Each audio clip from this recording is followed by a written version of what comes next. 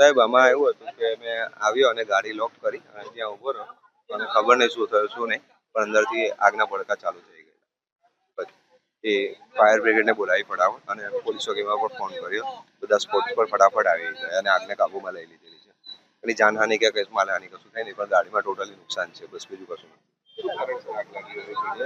ખબર નહીં પડતી શોર્ટ સર્કિટ છે કે શું છે શું નહીં ખબર નહીં, પણ ઉભેલી ગાડીમાં આવું થયું છે. કંટ્રોલ રૂમથી કોલ મળેલો હતો. ટેકરનાથ સંસ્થાની બાજુમાં એક ગાડીમાં આગ છે એટલે પાણીગેટ ફાયર સ્ટેશન ટીમ ઘટના સ્થળે આવી અને જે ગાડી જોઈ તો ગાડીમાં આગ લાગેલી હતી. આગ સંપૂર્ણ બુઝાવેલ હતી અને હાલ એ ગાડીમાં કંટ્રોલ આગ થઈ ગઈ છે અને ગાડીમાં કોઈનો જાનહાનિ થઈ નથી.